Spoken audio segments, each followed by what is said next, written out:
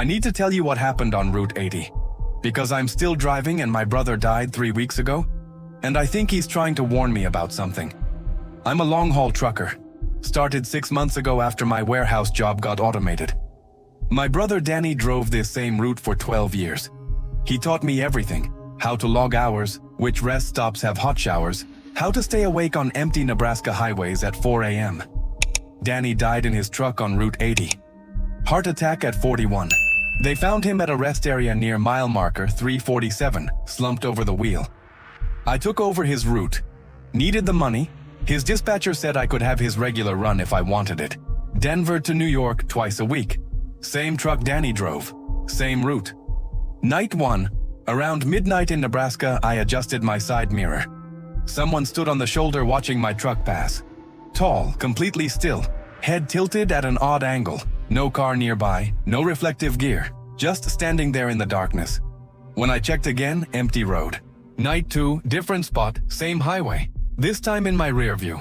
A figure stood in the center of my lane, maybe 60 yards back, facing my direction. I watched for 20 seconds. Didn't move, didn't step aside. Maintained exact distance behind me no matter my speed. After 10 minutes of this, I checked again, and they were gone.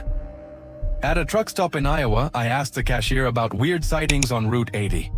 She pulled out a laminated article from behind the counter. Said drivers ask about it constantly. The Phantom of Route 80. Over 30 years, 17 truck drivers reported identical encounters on this stretch of interstate. Figure in mirrors, always maintaining distance, always watching. 6 of those drivers were later found dead in their cabs.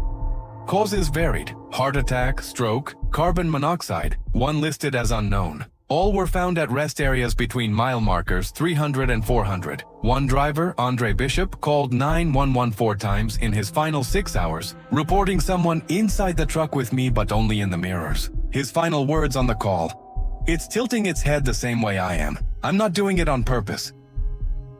Bishop was found at mile marker 347. My hands went numb. That's where they found Danny. That night, I saw the figure in both mirrors simultaneously. Driver side and rear view. 2 different positions, same figure. Impossible. If your heart just stopped, hit the like button. It gets way worse. Around 2 a.m. in Wyoming, my engine cut out. No warning. I coasted to the shoulder, hazards blinking. Middle of nowhere. No phone signal. Tried the ignition. Completely dead. Checked my rear view mirror. The figure stood 15 feet behind my truck, head tilted, watching. I grabbed my flashlight and stepped out. The road behind me was empty. Got back in the cab and locked the doors. In my side mirror, the figure stood right next to my window, face pressed close to the glass.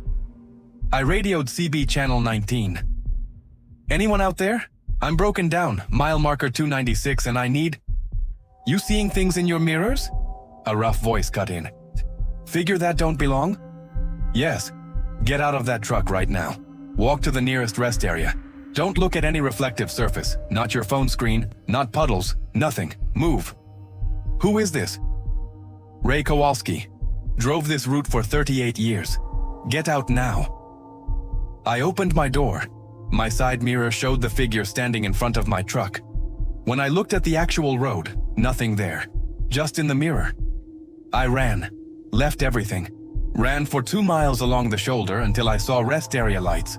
The place was nearly empty. One big rig parked under the lights, an old man sitting at a picnic table drinking coffee from a thermos. 60-something, weathered face, trucker cap. "You Ray?" I asked. "Sit down." He didn't look at me. "How long you been driving?" 6 months. I took over my brother's route after he died. "What was your brother's name?" "Danny Reeves." Ray's face changed. "Danny Reeves? Jesus. Danny was a good man. Drove Route 80 for years. He ever tell you about the passenger?" "What passenger?" "Every trucker on this route sees it eventually. Figure in the mirrors. Stays distant at first, then gets closer. Most people ignore it, finish their run, never see it again. But some people who are alone, really alone, grief or guilt eating them up, it gets inside." "Inside?" "The mirrors stop being mirrors. You look in your rear view and you're not seeing behind you anymore. You're seeing something else. Your reflection stops being yours." Bishop saw it. Called me that night before he died, said his reflection was tilting its head and he wasn't doing it. Found him 6 hours later. Danny? Ray nodded slowly. Danny called me 2 days before he died. Said the same thing. His reflection in the rear view was staring at him, not looking at the road, looking at him. He thought it was exhaustion. What is it? Road claims people. Always has. Long-haul drivers who die alone out here. Sometimes they don't leave. They're still driving, still in their mirrors, and they're looking for company. When it gets inside, you become part of the route. How do I stop it? You can't drive Route 80 anymore, ever. Take different routes, different work. It's locked onto you now. I stayed at that rest stop for 4 days. Ray bought me meals, let me sleep in my truck under the lights. On day 5, I called my dispatcher. Told him I needed different routes. Any routes but Route 80. Can't do it, he said. You signed for Danny's route. Contract says Route 80 twice a week for 6 months. You got 4 months left. Breach it. You owe us $12,000. I didn't have $12,000. Day 6, I got back in the truck. Ray stood by the driver's door before I left. Don't look at the mirrors unless you have to, he said.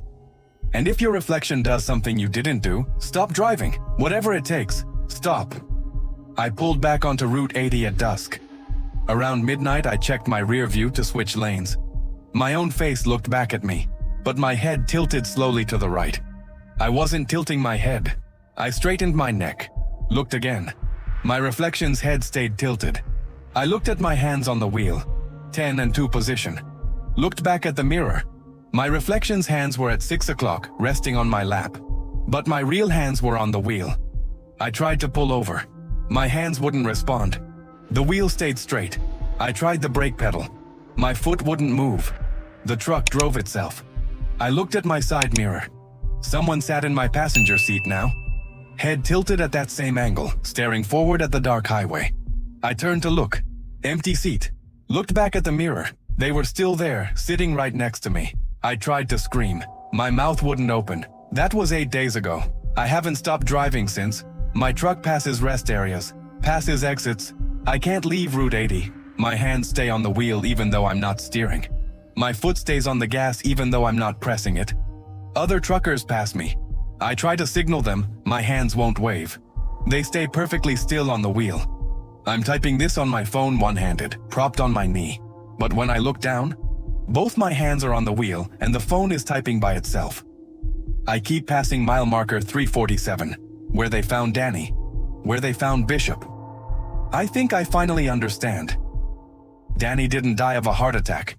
He was trying to stop, trying to get out, but it wouldn't let him. And now I'm going to be the next one they find there. Slumped over the wheel, and some other trucker will see me in their mirrors. Maintaining distance, head tilted, watching. Check your rear view right now. Make sure your reflection is doing exactly what you're doing, because the second it stops, you're not alone anymore. Subscribe for more stories like this. I post every week, and if you drive tonight, check your mirrors carefully. Make sure you're the only one in your truck.